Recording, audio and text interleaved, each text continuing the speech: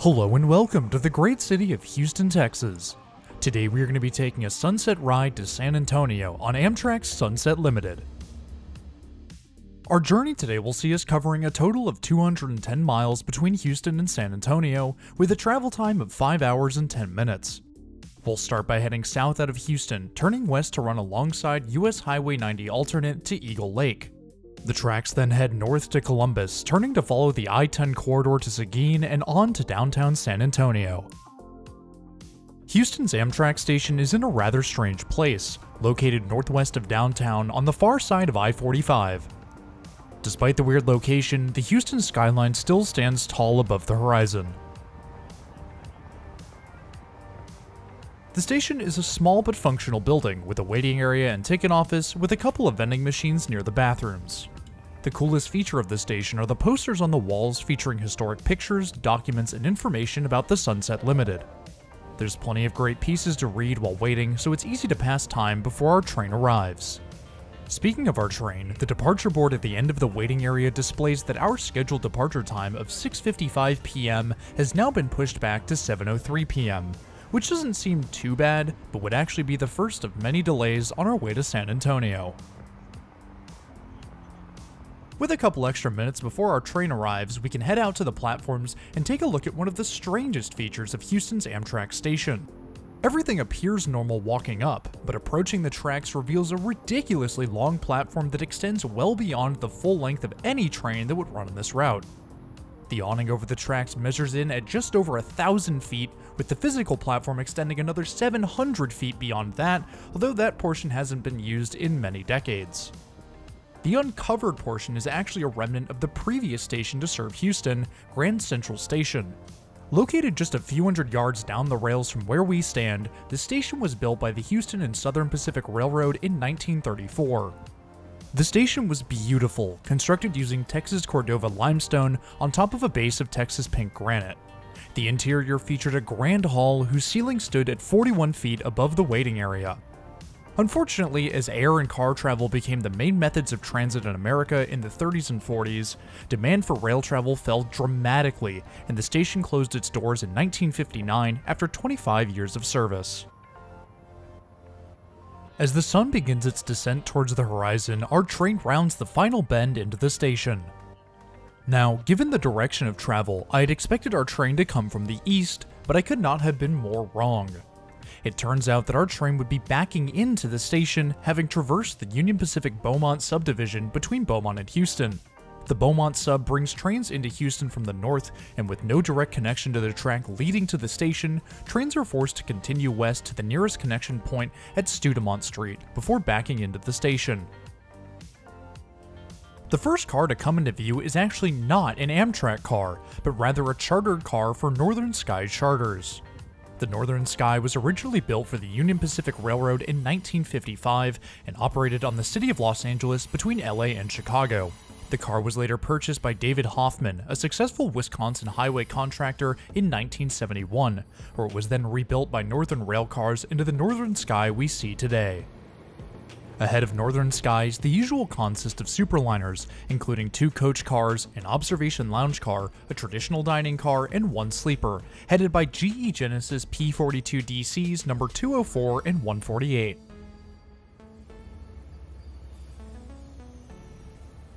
As soon as our train comes to a stop, the flurry of action begins, with passengers and crew making their way on and off the train. Unfortunately, the boarding process requires that we re-enter the station from the front and join the queue of passengers getting ready to board. This ensures that all tickets get scanned and that all passengers are accounted for before the train departs.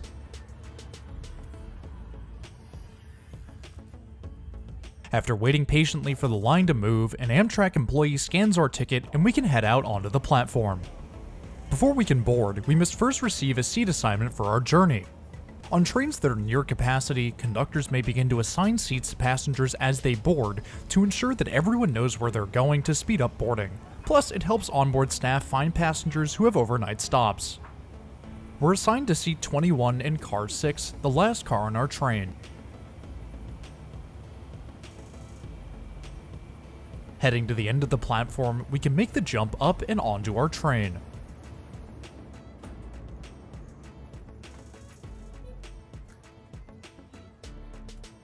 Seat 21 is upstairs towards the front of the car.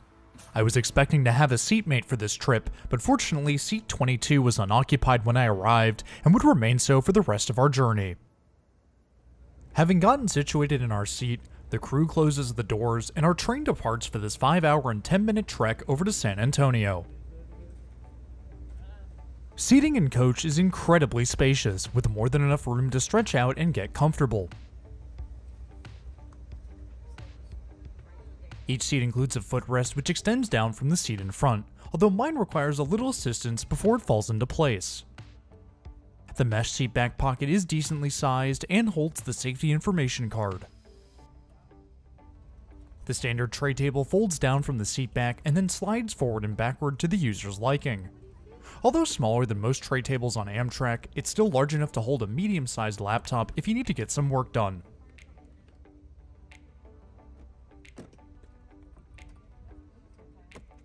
Above each row are 2 lights, controlled by the white buttons in the middle of the panel.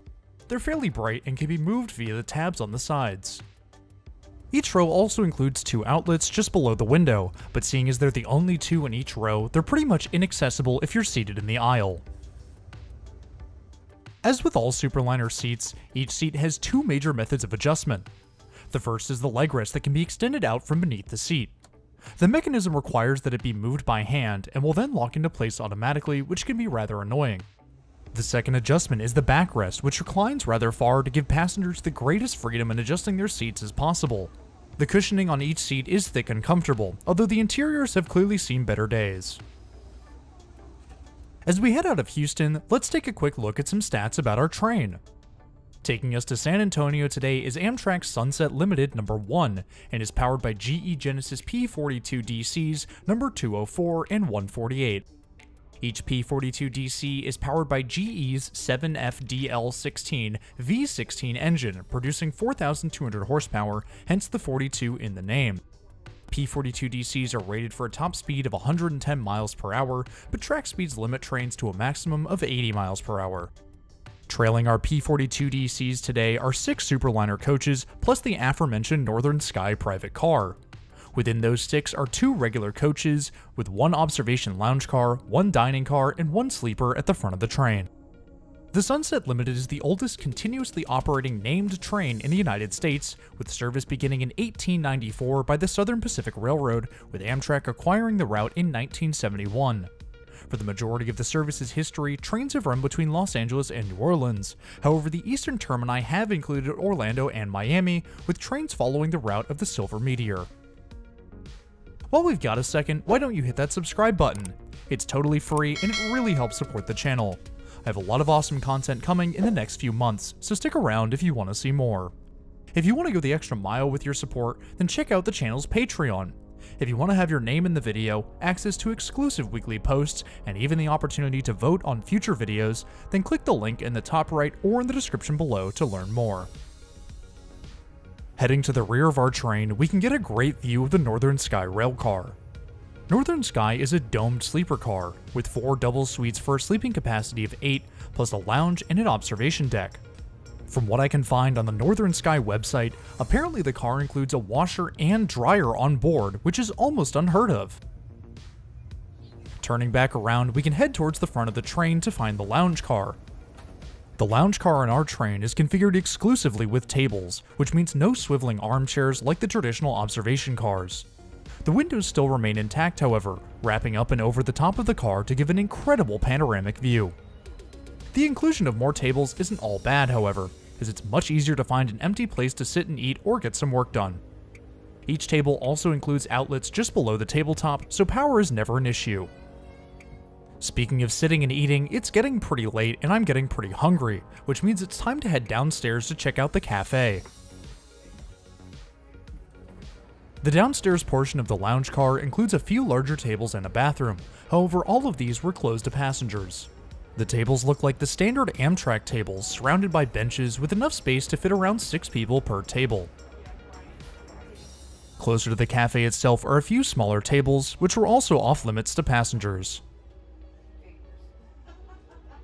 While we wait in line, our train is forced to come to a stop as a freight train crosses the tracks ahead of us. This would unfortunately become a common occurrence throughout our journey across Texas. The cafe selection is fairly basic, with the usual suite of snacks and drinks plus a couple hot options. It's not a ton of variety, especially for passengers on board for the long haul, which means that full meals can be difficult or repetitive. For dinner this evening, I chose the mac and cheese skillet and a blue corn tamale with a Coke to drink. Despite the high price, both items were actually fairly good. The mac and cheese was a lot more food than I had anticipated and was super rich and cheesy, making it very filling. The tamale was a welcome, healthier option, which tasted great, aided in part by the picante hot sauce included on board. That being said, I would have loved something a little nicer than what I got, and would have been able to do so if Amtrak still allowed passengers access to the dining car. The practice of letting coach passengers pay to access the dining car was dropped from all Amtrak trains when the pandemic started, and as it stands, there are no signs of resuming that service. Instead, the dining car is now exclusively for sleeper passengers. The sun begins to fall below the horizon as we leave the Houston metro area behind, painting the sky with gorgeous hues of pinks and oranges.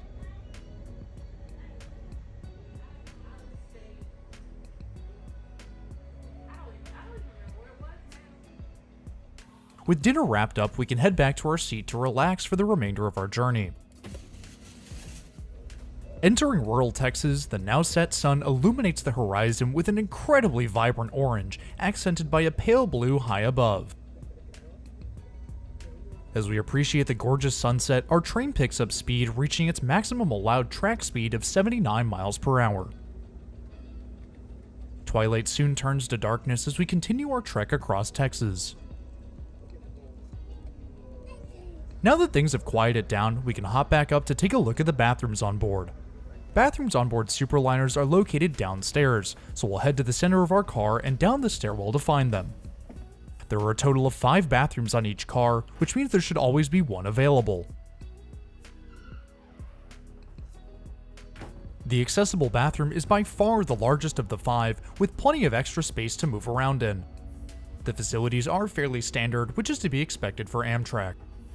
The sink works well and the soap is full, with plenty of paper towels. However, the tissues and cups were empty, and there was only one roll of toilet paper located behind the toilet. A standard 120-volt outlet is located next to the tissues, which appears to be in good working order.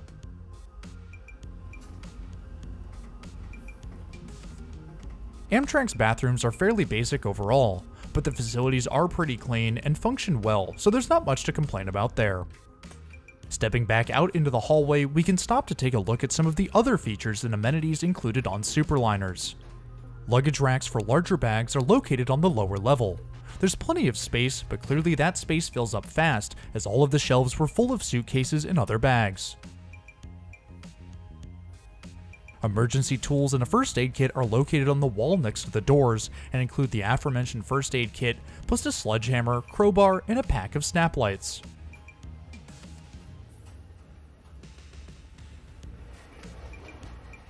Amtrak provides water dispensers to all passengers, which are located just to the side of the stairs in each car. The dispenser in our car is working well, however the cups are nowhere to be seen. As time ticked by, the car became more and more quiet, but I had work to do. Not wanting to disturb my fellow passengers, I decided to grab my belongings and head back to the lounge car. Just like the rest of the train, the lounge car too had quieted down, with only a few passengers dotted throughout the car. As I was getting situated, the clock approached 10 p.m., which marks the beginning of quiet time aboard Amtrak trains. Quiet time is when the crew dim the cabin lights so passengers can get some rest, and lasts from 10 p.m. to 7 a.m. the next morning. During this time, it is requested that passengers keep conversations to a minimum and move to the lounge car if they need to make a phone call. We rolled on long into the night with the occasional lights of rural towns illuminating the windows.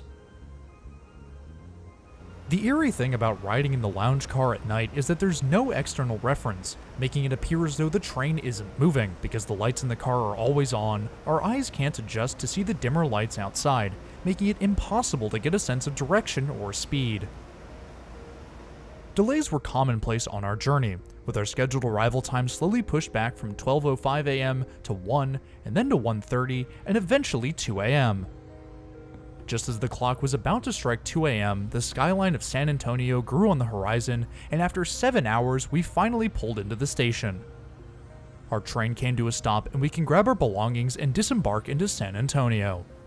This may be the end of our journey today, but the Sunset Limited continues on from here to Los Angeles, departing at 2:45 a.m. With a late arrival into San Antonio, the platform is bustling with Amtrak employees preparing the train for the second leg of its travels. As we head towards the end of the platforms in the station building, it's time to bring today's video to a close. Next week we will be back in Chicago to take a ride on Metra, Chicago's commuter rail network from Chicago's Union Station to Glenview, Illinois. If you're new around here, I would really appreciate it if you hit that subscribe button down below. It's totally free and it really helps support the channel. If you liked the video, drop it a like too. There's a lot more incredible content on the way, so stick around if you want to see more. But anyways, that's all I have for today. Thanks for riding with me, and I'll see you in the next one.